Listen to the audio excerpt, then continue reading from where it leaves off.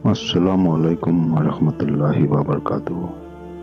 প্ৰিয় দৰ্শক, পৰুৱা এক সৰু প্ৰকাৰৰ পোক বা কীট পতংগ, যাৰ কথা কোৰাণে পাকতো উল্লেখ কৰা হৈছে।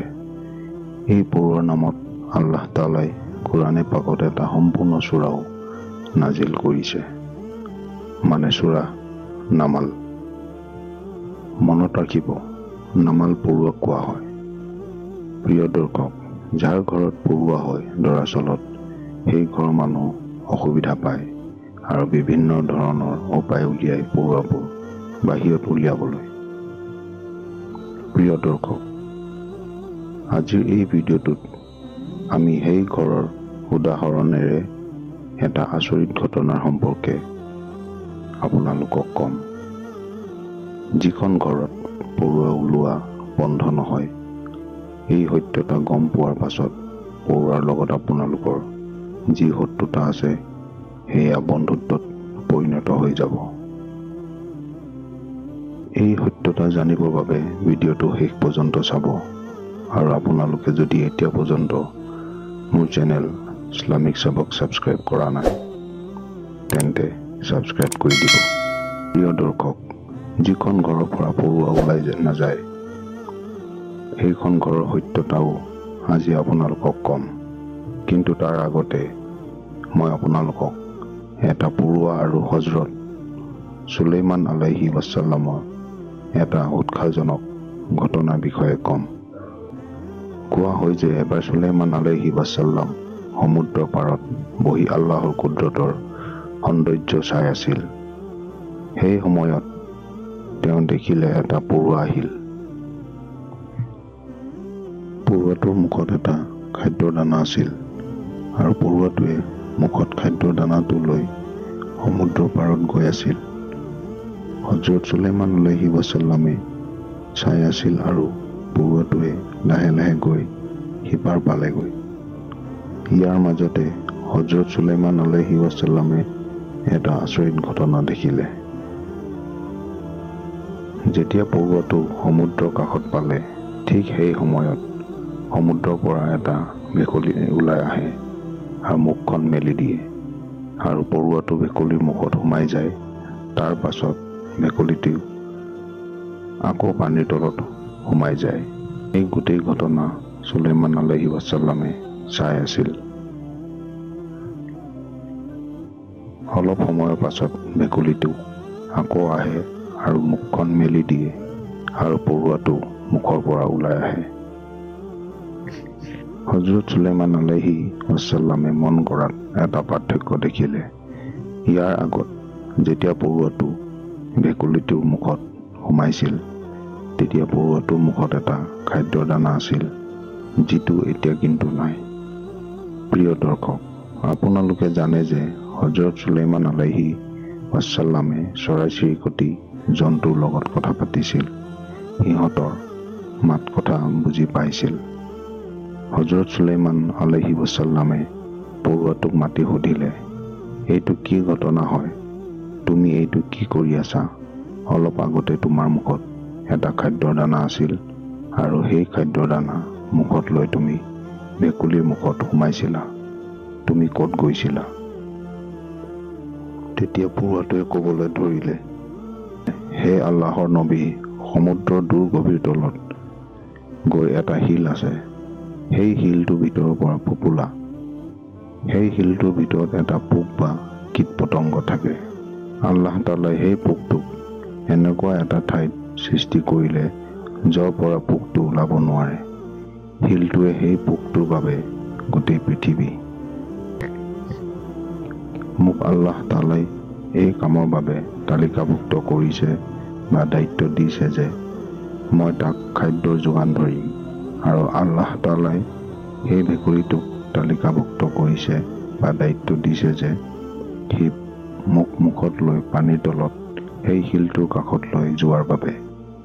সি মোক মুখত লৈ পানীৰ তলত শিলটোৰ কাষত লৈ গৈ শিলটোৰ বিন্দাত মুখখন মেলি দিয়ে।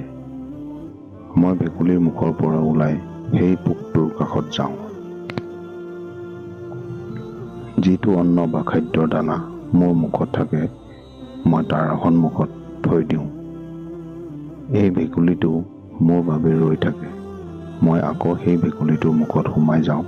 সি পানীত সাঁতুৰি মোক আকৌ সমুদ্ৰ পাৰত লৈ আহে। হজৰত চুলাইমান আলাইহি ৱাছাল্লামে পৰুৱাটোক সুধিলে, যেতিয়া তুমি তাৰ বাবে খোৱা বস্তু লৈ যোৱা, তেতিয়া তুমি তাৰ কিবা কথা শুনিছানে নাই? তেতিয়া পৰুৱাটোৱে ক'লে, হয় শুনিছোঁ। সদায় যেতিয়া মই তাৰ বাবে খোৱাৰ বস্তু লৈ যাওঁ, তেতিয়া মই তাৰ কথা শুনো। হজৰত চুলাইমান আলাইহি ৱাছাল্লামে সুধিলে, তাৰ কথা বতৰাবোৰ কি? তাৰ মানে সেই পোকটোৱে কি কয়? পৰুৱাটোৱে ক'লে, সেই পোকটোৱে কয়, হে অজাত, যিহে মোক সমুদ্ৰৰ গভীৰ তলত এই শিলটোৰ ভিতৰতো পাহৰি যোৱা নাই। আপুনি আপোনাৰ ৰহমতক আপোনাৰ বান্দাৰ ওপৰতো নাপাহৰিব। প্ৰিয় দৰ্শক, এই ঘটনাটো আছিল পৰুৱা আৰু হজৰত চুলাইমান আলাইহি ৱাছাল্লামৰ। এতিয়া মই আপোনালোকক পৰুৱাৰ আৰু এটা উৎসাহজনক ঘটনাৰ বিষয়ে কম। কিন্তু তাৰ আগত আপোনালোকক কম যে ঘৰত পৰুৱা ওলোৱা কিহৰ ইংগিত হয়। এহলে দানিছৰ মোতাবিক যিখন ঘৰত পৰুৱা ওলোৱা বন্ধ নহয়, তাৰ অৰ্থ বা ইংগিত এইটো হয় যে সেই ঘৰখনত ৰিজেক বহুত বেছি হয়। প্ৰিয় দৰ্শক, এতিয়া আপুনি নিজেই ভাবক, আমাৰ ঘৰত থকা পৰুৱাই আমাৰ বিষয়ে কি কয়। কিন্তু আফচোচ এইটো যে আমি ইহঁতক খেদিবলৈ নতুন নতুন উপায় বিচাৰি থাকোঁ আৰু ব্যৱহাৰ কৰোঁ। আমাৰ মা ভনী সকলেও এনে কিছুমান উপায় বিচাৰি থাকে, যিহৰ পৰা পৰুৱা শেষ হৈ যায়। আল্লাহৰ ৱাস্তে এনেকুৱা নকৰিব। নিজৰ ঘৰৰ পৰা পৰুৱাবোৰ উলিয়াই নিদিব। এইটো আপোনালোকৰ ঘৰৰ ৰিজেক বৃদ্ধি হোৱাৰ কাৰণে হয়, আৰু নিজৰ ভাগৰ ৰিজেকৰ বাবে আপোনাৰ ঘৰত আছে। সেইকাৰণে পৰুৱাক বিষাক্ত কীটনাশক দ্ৰব্য বা ঔষধ ব্যৱহাৰ কৰি হত্যা নকৰিব। পৰুৱাইটো আপোনাৰ ঘৰৰ ৰিজেক বৃদ্ধি হোৱাৰ পিনেহে ইংগিত কৰে। পৰুৱাক দেখি শত্ৰু অনুভৱ কৰিবও নালাগে আৰু মাৰিবও নালাগে। প্ৰিয় বন্ধুসকল, এতিয়া আপোনালোকে ঘৰত পৰুৱা হোৱাৰ সত্যতাটো গম পালে, আৰু আমাৰ বহুত ভাই ভণ্টি সকলে এইটো কৈ যে ৰঙা আৰু কলা ৰঙৰ পৰুৱাবোৰৰ মাজত চৈতান আৰু আল্লাহৰ বুলি নিজেই ভাগ কৰি দিয়ে। যেনে ৰঙা পৰুৱাবোৰ চৈতানৰ আৰু কলা পৰুৱাবোৰ যিহে মানুহৰ কোনো ক্ষতি বা অনিষ্ট নকৰে, সেয়া আল্লাহৰ পৰুৱা বুলি কৈ দিয়ে। কিন্তু এনেবোৰ কথাৰ কোনো যুক্তি নাই। গতিকে দয়া কৰি আপোনালোকে এনেবোৰ চিন্তা মগজুত নাৰাখিব। গোটেই জগত মখলুকাত আল্লাহৰ সৃষ্টি। তেন্তে প্ৰিয় দৰ্শক, মই আপোনালোকক আকৌ এটা পৰুৱাৰ ঘটনা কওঁ, যি হজৰত চুলাইমান আলাইহি ৱাছাল্লামৰ লগত ঘটিছিল। হজৰত চুলাইমান আলাইহি ৱাছাল্লামৰ যুগৰ এটা ঘটনা হয়, যাৰ আল্লাহ তাআলাই নিজেই কোৰাণে পাকত উল্লেখ কৰিছে। উল্লেখ আছে, যেতিয়া চুলাইমান আলাইহি ৱাছাল্লামে নিজৰ লস্কৰক লৈ জংঘলৰ মাজেদি গৈ আছিল, য'ত পৰুৱাৰ এটা লস্কৰ আছিল, তেতিয়া লস্কৰে চুলাইমানক দেখি এটা পৰুৱাই আনবোৰ পৰুৱাক ক'লে, যা নিজৰ নিজৰ গাঁতত সোমাই যা। এনেকুৱা যাতে নহয় যে আহি থকা লস্কৰে চুলাইমানে অনুজনাকৈ যাতে সকলোকে গছকি গুচি যায় আৰু তেওঁলোকে গমো নাপায়। হাছান ৰাদিয়াল্লাহু তাআলা আনহুৱে ফৰমাইছে যে সেই পৰুৱাটোৰ নাম হাৰমাছ আছিল। এই পৰুৱাটো বাৰুচ চাবানৰ কবিলাৰ আছিল আৰু ই লেঙেৰাও আছিল। ই ভয় খাইছিল গছকত পৰাৰ। এইটো শুনি হজৰত চুলাইমান আলাইহি ৱাছাল্লামৰ হাঁহি উঠিল, আৰু সেই সময়তে আল্লাহ তাআলাৰ ওচৰত দোৱা কৰিলে, মোক নিজৰ নিয়ামতৰ বাবে শুক্ৰিয়া আদায় কৰা বাবে ইলহাম কৰা।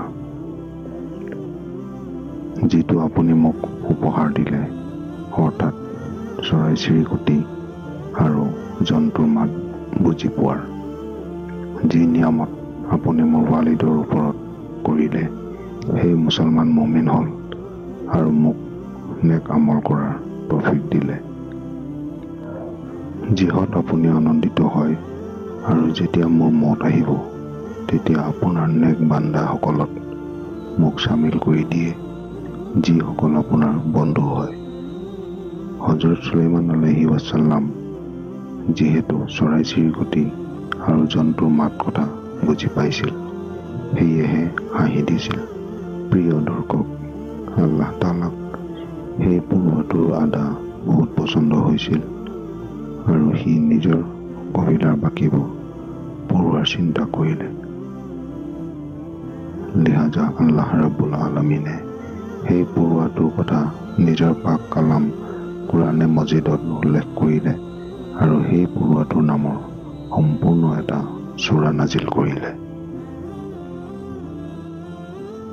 তেন্তে প্ৰিয় দৰ্শক, এইটো আছিল আজিৰ ভিডিঅ'। যদি আপোনালোকৰ ঘৰতো পৰুৱা ওলায়, তেন্তে বিনা কাৰণত নামাৰিব, সিহঁতক হত্যা নকৰিব। আৰু এনেকুৱাও বহুত মানুহ দেখিছোঁ যিসকলে শ্ৰেণীলৈকে দি দিয়ে, যিহেতু সিহঁতৰ ৰিজেক্ট হয়। কথাটো হ'ল, ৰহম কৰিলেহে ৰহম কৰা যাব। তেন্তে প্ৰিয় দৰ্শক, আশা কৰিছোঁ মোৰ আজিৰ এই ভিডিঅ'টো আপোনালোকৰ পচন্দ হৈছে, আৰু পচন্দ হৈছে যদি ভিডিঅ'টোত এটা লাইক কৰি দিব। স্বভাৱৰ খাতিৰত ভিডিঅ'টো বন্ধুসকলৰ ওচৰত বেছিকৈ শ্বেয়াৰ কৰি দিব।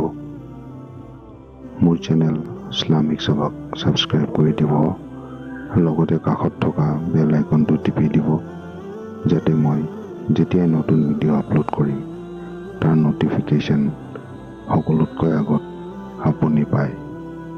আমিন। তেন্তে লগ পাম পৰৱৰ্তী আকৌ এটি নতুন ভিডিঅ'ত। তেতিয়ালৈ আসসালামু আলাইকুম, আল্লাহ হাফিজ।